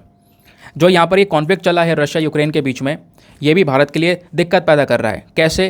क्योंकि रशिया भी एक सबसे बड़ा प्रोड्यूसर है nickel, palladium, titanium, sponge metal का, रेयर अर्थ एलिमेंट स्कैंडियम का। यूक्रेन भी एक बहुत बड़ा प्रोड्यूसर है टाइटेनियम का, लिथियम, कोबाल्ट, ग्रेफाइट और रेयर अर्थ एलिमेंट के जो भंडार है वो यूक्रेन में पाए जाते हैं। तो जो ये लड़ाइयाँ हो रही है दोनों देशों के बीच में, इसकी वजह से इंटरनेशनल लेवल पर ये सप्लाई नहीं हो पा रही है इन मिनरल्स की, ये लोग नहीं व्यापार कर पा रहे हैं। तो इसकी वजह से भी यहाँ पर इंडिया को काफ़ी कुछ जो महंगाई है वो यहाँ पर फेस करनी पड़ रही है। अब राइटर बात करते हैं कि क्या क्या नीतियाँ, क्या क्या रणनीतियाँ हो सकती हैं इन क्रिटिकल मिनरल्स के चैलेंजेस से निपटने की। ठीक है, जो भी यहाँ पर चुनौतियाँ आ रही हैं इससे निपटने के लिए क्या क्या स्ट्रैटेजीज़ हम लोग अपना सकते हैं। सबसे पहली चीज़, keep up with the rapid demand growth. जैसे डिमांड हो रही है ना तेज़ी से, उसी के बेसिस पर, उसी के अकॉर्डिंग हमें चलना होगा, उसी के अकॉर्डिंग सप्लाईज़ को मेंटेन करना होगा। अगर डिमांड बहुत ज़्यादा बढ़ जाएगी, सप्लाई बहुत कम हो जाएगी तो हालात ख़राब हो जाएंगे। तो हमें जैसे जैसे डिमांड बढ़ रही है उसके हिसाब से हमें इसका प्रोडक्शन करके इसकी सप्लाई को भी मेंटेन करना होगा। ठीक है, तभी जाकर यहाँ पर दुनिया भर में एक शांति बनी रहेगी क्रिटिकल मिनरल्स के रिगार्डिंग। दूसरी चीज़ जो हमें करना चाहिए वो है diversify sources of supply. For example, अभी केवल चाइना के हाथ में सारी चीज़ है, तो हमें क्या करना पड़ेगा, अपने आप को थोड़ा डाइवर्सिफाई करना पड़ेगा। जो ये सोर्सेस हैं, कंट्रीज़ हैं, इंडस्ट्रीज़ हैं, इनके बीच में थोड़ा सा और ज़्यादा हमें डिफ्रेंसिएशन क्रिएट करना होगा। कोई भी एक देश के ऊपर डिपेंडेंसी कहीं ना कहीं दूसरे देश को खा सकती है। फॉर एग्जांपल, सपोज़ यहाँ पे एग्जांपल के तौर पर अगर मैं बात करूँ तो इंडिया अगर चाइना के ऊपर सभी चीज़ को लेकर डिपेंडेंट हो जाए तो वो इंडिया के लिए बुरी बात हो जाएगी। इंडिया के लिए आने वाले समय पर, फ्यूचर के लिए काफ़ी ज़्यादा बुरा हो जाएगा। क्यों? क्योंकि कभी भी रिलेशंस ख़राब होंगे तो सीधा व्यापार का इंपैक्ट पड़ेगा। तो इससे अच्छा हमें क्या करना चाहिए, अलग अलग देशों से हम लोग रिलेशंस मेंटेन करके, जहाँ जहाँ पर क्रिटिकल मिनरल्स हैं, जहाँ जहाँ पर वो लोग सेल कर रहे हैं, उनके साथ में रिलेशंस को मेंटेन करके उसको अपने सोर्सेज को डाइवर्सिफाई करना चाहिए। अलग अलग जगह से हम इंपोर्ट कर रहे हो, अलग अलग देशों से इंपोर्ट कर रहे हो, एक देश के साथ में संबंध खराब हुए कोई बात नहीं, दूसरे से सही है, अभी हमारे देश की इकॉनमी चलती रहेगी, देश में कोई असर नहीं पड़ेगा। समझ गए? तो ये चीज़ यहाँ पर राइटर ने मेंशन किया। उसके बाद राइटर ने कुछ सॉल्यूशंस दिए हैं कि सबसे पहली चीज़, हमें अवेलेबिलिटी को इंश्योर करना होगा, जैसे मैंने आपको बता दिया है कि इसको अवेलेबल करवाना होगा, इसका जो शॉर्टेज वगैरह उसको मेंटेन करना होगा, जैसी डिमांड हो रही है उसके हिसाब से सप्लाई को मेंटेन करना होगा। बाकी टेक्नोलॉजी एज अ की ड्राइवर, जो टेक्नोलॉजी है वो एक सबसे इंपॉर्टेंट रोल प्ले कर सकती है हमारे एनर्जी गोल्स को अचीव करने में। तो ये ज़रूरत है, यानी ये पूरे दुनिया की ज़रूरत है। अगर हमें डोमेस्टिक टेक्नोलॉजी कैपेबिलिटीज़ को बढ़ाना है, रिसर्च और डेवलपमेंट को हमें प्रमोट करना होगा, इनोवेशंस को हमें प्रमोट करना होगा क्लीनर टेक्नोलॉजीज़ के अंदर में। ठीक है, तो हमें ज़रूरत है कि कोलैबोरेशन करें अलग अलग एकेडमी, इंडस्ट्रीज़ के साथ में, एक ऐसा इकोसिस्टम बनाएं जहाँ पर हमें क्लीन एनर्जी सोल्यूशंस को लेकर नए नए इनोवेटिव सोल्यूशंस हम लोग को मिलते रहें। समझ गए? तो टेक्नोलॉजी में एक बहुत इंपॉर्टेंट रोल है जो कि भारत को एनर्जी गोल की तरफ बढ़ा सकता है आगे। बाकी दोस्तों, आज का जो मेंस का क्वेश्चन है वो हमारा इसी आर्टिकल के ऊपर बेस्ड है। मेंस का क्वेश्चन थोड़ा आसान सा है, आराम से यहाँ पर इसको लिखना और बहुत अच्छा आंसर आप लिख सकते हो। हर एक टॉपिक को लेकर आपके पास में आंसर लिखा रहेगा ना तो सही रहेगा। तो हर एक टॉपिक जो बार बार न्यूज़ में आ रहा है उसको लेकर मैं कहीं ना कहीं आपसे मेंस का क्वेश्चन लिखवा रहा हूँ। क्वेश्चन क्या है? Discuss the potential impact of limited access to critical minerals on India. What should be the strategies to mitigate challenges regarding critical minerals. यानी कि जो क्रिटिकल मिनरल्स हैं यानी महत्वपूर्ण खनिज, तो इनका लिमिटेड एक्सेस होना, इनका बहुत कम से पाया जाना, बहुत कमी से पाया जाना, इसका असर भारत के ऊपर क्या पड़ रहा है या भारत के ऊपर क्या पड़ सकता है? अगर ये क्रिटिकल मिनरल्स का एक्सेस लिमिटेड हो जाएगा, बहुत कमी से ये क्रिटिकल मिनरल्स मिलेंगे, तो इसका इम्पैक्ट भारत के ऊपर क्या देखने को मिलेगा? प्लस हमारी क्या स्ट्रेटेजी, क्या रणनीति होनी चाहिए इस क्रिटिकल मिनरल्स के अगर जो रिगार्डिंग जो चैलेंजेस हैं उनको निपटने के लिए, उन चैलेंजेस को कम करने के लिए। ठीक है, तो क्या रणनीति होनी चाहिए इन चुनौतियों से निपटने के लिए? एक बार हिंदी में भी रीड कर देता हूँ, वैसे 250 शब्दों में आपको आंसर लिखना है। भारत पर महत्वपूर्ण खनिजों तक सीमित पहुंच के संभावित प्रभाव पर चर्चा करें। महत्वपूर्ण खनिजों के संबंध में चुनौतियों को कम करने की क्या रणनीति होनी चाहिए, इसके ऊपर चर्चा करें। 250 शब्दों में आंसर लिखने के बाद में कहाँ पे सबमिट करना है? टेलीग्राम पर जाना, वहाँ पे जाके सर्च बॉक्स में लिखना दीपक यादव एजुकेशन मेंस ग्रुप। जैसे आप फुल फॉर्म लिखोगे आपको मेरा टेलीग्राम चैनल मिलेगा, जहाँ पर 70,000 से ज़्यादा लोग ऑलरेडी जुड़ चुके हैं। आप भी जुड़कर अपने आंसर्स को लिखकर सबमिट कर सकते हो। अपने आंसर को लिखकर जब आप सबमिट करोगे तो साथ ही साथ में एक छोटा सा काम और करना है दोस्तों, एटलीस्ट सभी लोगों को 2-2 आंसर्स रिव्यू करने हैं। जब आप सभी लोग 2-2 आंसर्स को रिव्यू करोगे तो बहुत सारे फायदे होंगे आपको भी और सामने वाले को भी। आपको कुछ इंपॉर्टेंट पॉइंट्स मिलेंगे जो आप अपने नोट्स में इंक्लूड कर सकते हो। सामने वाले के आंसर में अगर कोई मिस्टेक होती है तो आप उनको बता सकते हो कि यहाँ पर इंप्रूवमेंट की आवश्यकता है। ठीक है, चलो आते हैं नेक्स्ट आर्टिकल पर। ना जो अगला आर्टिकल हमारा वो GS paper number 1 art and culture के पॉइंट ऑफ व्यू से काफ़ी इंपॉर्टेंट होने वाला है। तो जो हमारी पार्लियामेंट्री स्टैंडिंग कमेटी है, इन्होंने यहाँ पर कुछ चीज़ें बताई हैं। उन्होंने अपनी कुछ चिंताएं व्यक्त की हैं किस चीज़ को लेकर, कि जो एंटीक्विटीज़ हैं, एंटीक्विटीज़ मतलब जो हमारी विरासतें हैं, पुराने ज़माने की मूर्तियाँ हैं, डॉक्यूमेंट्स हैं, है ना, तो इन मूर्तियों का डॉक्यूमेंटेशन करना, इनका डिजिटली सारा का सारा रिकॉर्ड तैयार करना, यह रिकॉर्ड तैयार करने का जो प्रोसेस है वो बहुत ही ज़्यादा स्लो चल रहा है, बहुत ही धीमा चल रहा है, ऐसी बात यहाँ पर आर्टिकल में मेंशन की जा रही है। ठीक है, तो यहाँ पे बोला जा रहा है कि जो parliamentary standing committee on transport tourism and culture है, इन्होंने इस बात को नोट किया है और कह सकते हो एक रिपोर्ट जो है राज्यसभा के अंदर में सबमिट की है कल के दिन, और बोला है कि जो नम्मा नाम की बॉडी है NMMA, अभी इसके बारे में आपको मैं पढ़ाऊँगा। इस बॉडी की फुल फॉर्म है national mission on monuments and antiquities. तो ये जो बॉडी है यानी पुराने ज़माने की कलाकृतियाँ जो हमारी देखने को मिलती हैं, है ना, उसको लेकर एक प्रॉपर बॉडी बनाई गई है। इसका मेन काम क्या है कि हमारे देश के जितने भी मॉन्यूमेंट्स हैं, जितने भी स्मारक हैं, प्लस जितने भी हमारे पास में कलाकृतियाँ हैं जो इतिहास से जुड़ी हुई हैं, उनकी डॉक्यूमेंटेशन करना, सारा रिकॉर्ड तैयार करना। लेकिन अभी तक इस बॉडी ने केवल और केवल 16.8 लाख यानी 16,80,000 के आसपास एंटीक्विटीज़ का डॉक्यूमेंट तैयार किया है। इसकी रिपोर्ट्स रेडी हो चुकी हैं, जबकि हमारे पास में 58 लाख, कितने, 58 लाख, 58 लाख के आसपास इस प्रकार की एंटीक्विटीज़ प्रेजेंट हैं। लेकिन काम मतलब बताया जा रहा है लगभग काम जो है अभी तक केवल 30% हुआ है। तो 58 लाख के आसपास एंटीक्विटीज़ हैं, जिसमें से केवल 16-17 लाख के आसपास यहाँ पर एंटीक्विटीज़ का डॉक्यूमेंट तैयार किया गया। इसका मतलब काम बहुत ही ज़्यादा धीमी गति से चल रहा है, बहुत ज़्यादा स्लो डॉक्यूमेंटेशन हो रहा है, और ये डॉक्यूमेंटेशन तेज़ करना हमें बहुत ज़्यादा ज़रूरी है। तो ये जो बॉडी है NMMA, national mission on monumental and antiquities, इस बॉडी को 2007 में बनाया गया था ताकि हमारे देश के जितने भी मॉन्यूमेंट्स हैं, एंटीक्विटीज़ हैं, उनको डॉक्यूमेंट किया जा सके, डिजिटली हमारे पास में रिकॉर्ड तैयार हो, सारा फॉर्म, सारा नोट के फॉर्म में हमारे पास में रेडी हो। ठीक है, तो 2007 में बॉडी बनाई गई। वैसे तो 5 साल के लिए बनाई गई थी, लेकिन धीरे धीरे करके यहाँ पर इसको एक्सटेंड करते चले गए, बढ़ाते चले गए, और फिर 2017 के अंदर में 2017 तक ये बॉडी आगे तक बढ़ती चली गई। और फिर उसके बाद में जो हमारे पास में आर्कियोलॉजिकल सर्वे ऑफ इंडिया नाम का बॉडी है ना, ASI के साथ में यहाँ पर NMMA मर्ज हो जाता है, इसके साथ में मिल जाता है।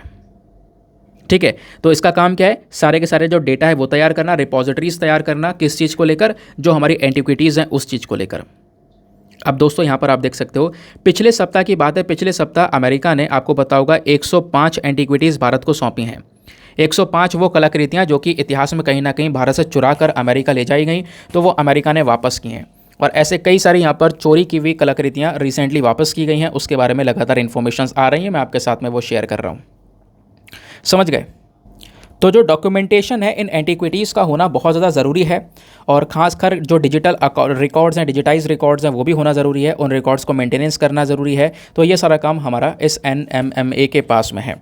तो NMMA के नाम की जो बॉडी है, इसके बारे में कुछ इन्फॉर्मेशन ध्यान रखना, डायरेक्टली एग्जामिनेशन में क्वेश्चन बन जाएगा, क्योंकि ऐसी बॉडीज़ को लेकर क्वेश्चंस बनते रहते हैं।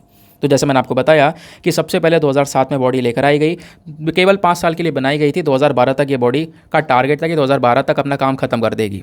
सारा जो रिकॉर्ड है उसको रिकॉर्ड में तैयार कर देगी, सारा डिजिटाइज कर देगी रिकॉर्ड को। लेकिन अभी 2023 आ चुका है, काम प्रॉपर नहीं हो पाया है। ठीक है, तो फिर पहले तो 5 साल के लिए बनाया गया, धीरे धीरे करके यहाँ पर इसको बढ़ाते चले गए और 2017 तक एक्सटेंड किया, फिर बाद में आर्कियोलॉजिकल सर्वे ऑफ इंडिया के अंदर में इसको मर्ज कर दिया। बाकी इसका मेन ऑब्जेक्टिव क्या है, ऑब्जेक्टिव मैं आपको बता ही चुका हूँ। ऑब्जेक्टिव यहाँ पर इसका है डॉक्यूमेंटिंग करना, जो भी हमारे पास में हमारी हेरिटेजेस हैं, हमारी विरासतें हैं, उसको लेकर सारी डॉक्यूमेंटेशंस रेडी करना। डॉक्यूमेंट इन्फॉर्मेशन एक अच्छे फॉर्मेट में होना चाहिए, सभी एंटिक्विटीज़ को लेकर जितने भी रिकॉर्डेड और कलेक्टेड डेटा है वो सब कुछ होना चाहिए। मान लो यहाँ पर जो भी डेटा है, जो भी हमारी state government, private, public, museum, library, universities, जो भी डेटा यहाँ पे आपको देखने को मिल पाएगा, उनको एक अच्छे फॉर्मेट में तैयार करके रखना, लोगों के अंदर में अवेयरनेस फैलाना, लोगों को यहाँ पर इस चीज़ के बारे में यानी कि एंटिक्विटीज़ की प्रोटेक्शन के बारे में बेनिफिट्स बताना कि क्या क्या फ़ायदे हो सकते हैं हम अपनी एंटिक्विटीज़ की सुरक्षा करने से, उसका हिस्टोरिकल सिग्निफिकेंस को बताना। ये सारा काम यहाँ पर देखने को मिल जाता है इस NMMA नाम की बॉडी का। ठीक है, अब हाँ, एक चीज़ और है दोस्तों, एंटिक्विटी होती क्या है ये भी थोड़ा जान लेते हैं। एंटिक्विटी को डिफाइन करने के लिए हमारे देश में एक पर्टिकुलर एक्ट है जिसका नाम है antiquities and art treasure act 1972, 1972 का ये एक्ट है। इस एक्ट को लेकर आया गया था 1 अप्रैल 1976 में, इम्पॉर्टेंट है। और इसी एक्ट ने यहाँ पर क्या किया, वैसे 1972 में एक्ट आया, ये एक्ट था, और इसी एक्ट के माध्यम से कह सकते हो ये एक्ट वर्किंग में कब आता है, 1976 में, 4 साल बाद। और इसी एक्ट के अंदर में एंटिक्विटी को डिफाइन किया गया है।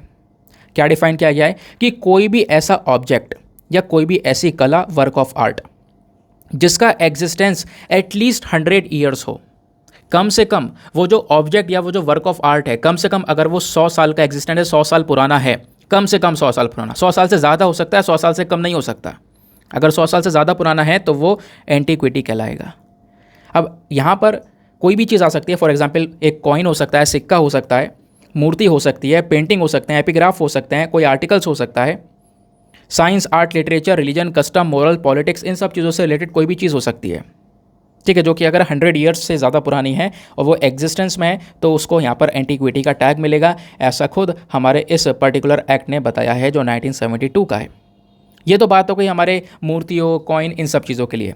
बाकी कुछ मैन्युस्क्रिप्ट्स होते हैं, डॉक्यूमेंट्स होते हैं जिनका ऐतिहासिक इंपॉर्टेंस होता है, बहुत पुराने ज़माने के डॉक्यूमेंट होते हैं, तो उनको भी कोई इंपॉर्टेंस मिलता है। हाँ, तो बोला जा रहा है कि वो भी एंटिक्विटी कहलाएंगे, कब कहलाएंगे, जब वो डॉक्यूमेंट कम से कम 75 साल पुराना होना चाहिए, 75 ईयर्स कम से कम, ज़्यादा से ज़्यादा 75 से ज़्यादा हो सकता है, 75 से कम नहीं होना चाहिए, तब यहाँ पर वो भी इसी पर्टिकुलर कैटेगरी में रखा जाएगा। अब भारत के अंदर में कई सारी एंटिक्विटीज़ हैं, उनकी सुरक्षा कैसे की जाती है, तो उसके लिए आप देखोगे जैसे भारत में 7 शेड्यूल के अंदर में कई सारे लिस्ट हैं, यूनियन लिस्ट, कंकरेंट लिस्ट, उसके बाद यहाँ पर स्टेट लिस्ट। तो item number 67 of the union list, ध्यान रखना, यूनियन लिस्ट में यहाँ पर जो भी टॉपिक आते हैं, मतलब उस पर केंद्र सरकार, राज्य सरकार दोनों मिलकर कानून बनाती हैं। तो item number 67 of the union list, item number 12 of the state list, state list में जो सब्जेक्ट आते हैं वहाँ पर केवल केंद्र सरकार कानून, राज्य सरकार कानून बनाती है। फिर item number 40 of the concurrent list, अच्छा मैंने यूनियन लिस्ट में कुछ उल्टा बता दिया आपको, यूनियन लिस्ट में केंद्र सरकार कानून बनाती है जो भी सब्जेक्ट आते हैं, स्टेट लिस्ट में मतलब नाम से पता चल रहा है यार, यूनियन गवर्नमेंट या फिर सेंट्रल गवर्नमेंट कह सकते हो, तो उसमें जो सब्जेक्ट है वहाँ पे हमारी सेंट्रल गवर्नमेंट लॉज बनाएगी, स्टेट लिस्ट में जो सब्जेक्ट है वहाँ पे हमारी राज्य सरकार लॉ बनाएगी, कंकरेंट लिस्ट में जो भी टॉपिक आएगा उसमें राज्य सरकार, केंद्र सरकार दोनों मिलकर लॉज बनाएंगे। समझ गए? तो इस वाली लिस्ट में भी, कंकरेंट लिस्ट में भी, स्टेट लिस्ट में भी और यूनियन लिस्ट में भी, तीनों ही लिस्ट में हमारे देश की विरासतों के बारे में चर्चा की गई है। ठीक है, तो भारत को कहीं ना कहीं यहाँ पर एक ऑटोमेटिक कानून मिल जाता है जहाँ पे हम लोग अपनी एंटिक्विटीज़ की प्रोटेक्शन की बात करते हैं। और देश की आज़ादी से पहले मैं आपको बता दूँ एक कानून हमारे पास में हुआ करता था, एंटिक्विटीज़ एक्सपोर्ट कंट्रोल एक्ट, ये पास किया गया अप्रैल 1947 में। देश आज़ाद हुआ था 15 अगस्त में 1947 को, लेकिन उससे कुछ महीने पहले अप्रैल 1947 में यानी देश की आज़ादी से पहले एंटिक्विटीज़ एक्सपोर्ट कंट्रोल एक्ट को पास किया गया था, जिसने मेक श्योर किया कि जो एंटिक्विटीज़ हैं, जो ये कलाकृतियाँ हैं, वो भारत से बाहर नहीं ले जाई जाएंगी बिना लाइसेंस के। ठीक है, फिर उसके बाद में हमारे पास में एक और एक्ट आया जिसको हम लोग बोलते हैं अमसर एक्ट, यानी ancient monument and archaeological site and remains act. 1958 में इस कानून को बनाया गया। और इस कानून का भी मेन मकसद क्या है कि जो हमारे एंशिएंट मॉन्यूमेंट्स हैं, पुराने ज़माने की जो स्मारक हैं, आर्कियोलॉजिकल साइट्स हैं, इनको डिस्ट्रक्शन से बचाना, इनका मिसयूज़ ना हो सके उससे बचाना, यानी इनकी ओवरऑल सुरक्षा करना। तो ये कुछ यहाँ पे आप देख पाओगे, ये प्रोटेक्शन इनिशिएटिव हैं जो कहीं ना कहीं हमारी एंटिक्विटीज़ को, हमारी विरासतों को, हमारी कलाकृतियों की सुरक्षा करने का काम करते हैं। तो जब भी बात है कि लॉज़ की, तो आप इस प्रकार से ये 3 चीज़ें डिफाइन कर सकते हो कि इस तरीके से आज के समय पर हम प्रोटेक्शन देने का काम करते हैं। तो आर्टिकल तो था इतना सा, लेकिन आर्टिकल में इंपॉर्टेंस जो है, आर्टिकल का इंपॉर्टेंस एग्जाम के पर्सपेक्टिव से थोड़ा ज़्यादा था। काफ़ी कुछ इसके अंदर आपको प्रोवाइड करवाया गया है। यही सारा डेटा आपको पेड ग्रुप में मिल जाता है, इसके लिए आपको नोट्स वगैरह बनाने की आवश्यकता नहीं है। अब दोस्तों वीडियो काफ़ी हो चुका है लेंदी। यहाँ पे 2 आर्टिकल्स आपके रह जा रहे हैं, एक आसियान वाला और इसके एक नीचे वाला टेक्स्ट एंड कॉन्टेक्स्ट पर है। वो मैं अलग से भी डिस्कस करूँगा, वैसे वो बनता है अलग से डिस्कस करना। तो ये मैं आपके साथ में कल डिस्कस करूँगा, क्योंकि वीडियो ऑलरेडी लेट हो चुका है, 10 बजने वाले हैं, काफ़ी लोग इंतज़ार कर रहे होंगे। तो आप लोग परेशान ना होना, टॉपिक अच्छा है, कल ही मैं कवर करवा दूंगा। कल थोड़ा सा लेंदी हो जाएगा वीडियो, लेकिन कल आपको यहाँ पर मिल जाएगा, ठीक है। ये एडिटोरियल जो है, तो कोई बात नहीं, हम मैनेज कर सकते हैं, आज नहीं तो कल कवर कर लेंगे आसियान वाले इस टॉपिक को। ज़्यादा कुछ नहीं है दोस्तों, बस खाली प्रॉब्लम्स बताई गई, चैलेंजेस बताए गए हैं कि यहाँ पर आसियान को एक ग्रुप में आज के समय पर क्या क्या चैलेंजेस आ रहे हैं। ऐसा नहीं है कि हाँ आपको कोई नोट यहाँ पर मिलने वाला है या फिर कुछ चीज़ें नोट डाउन करने के लिए कुछ इंपॉर्टेंट है, ऐसा भी कुछ खास नहीं है। लेकिन पढ़ाऊँगा, कल हम लोग उसको कवर कर लेंगे। तो आपके कोऑपरेशन के लिए बहुत बहुत धन्यवाद। आप बहुत ज़्यादा कोऑपरेट करते हो इन सब चीज़ों के अंदर में। कई बार ऐसा हो जाता है यार, वीडियो लेट हो जाता है, आज भी वीडियो काफ़ी लेट हो गया ना, तो इस चक्कर में मुझे ये चीज़ें करनी पड़ रही हैं। लेकिन कोई बात नहीं, हम मैनेज कर सकते हैं। आप हो, मैं हूँ, हम साथ में ही हैं, डेली बेसिस पर मिल रहे हैं हम लोग, तो कल वाले वीडियो में कवर कर लेंगे। बाकी प्रीलिम्स वाले क्वेश्चन की तरफ आते हैं। तो क्वेश्चन था 2016 का जो मिशन इंद्रधनुष है, इसको भारत सरकार ने लॉन्च किया है। ये मिशन इंद्रधनुष किस चीज़ से संबंधित है? नीचे आपको ऑप्शन दिए गए हैं, तो उसका सही उत्तर है option number A, immunization of children and pregnant women. Mission Indradhanush basically खुद एक इम्यूनाइजेशन स्कीम है। इम्यूनाइजेशन स्कीम जिसको ministry of health and family welfare ने लॉन्च किया था 25 दिसंबर 2014 में, जहाँ पर एक तरीके से इम्यूनाइजेशन की हम लोग को बात करते हैं, ठीक है। तो यहाँ पर ये बच्चे और प्रेग्नेंट महिलाओं के अंदर में इम्यूनिटी को डेवलप करना, इम्यूनाइजेशन को प्रोवाइड करवाने का यहाँ पर ये जो मिशन है ये लॉन्च किया गया था भारत सरकार के थ्रू। तो ये क्वेश्चन 2016 में पूछ लिया गया था।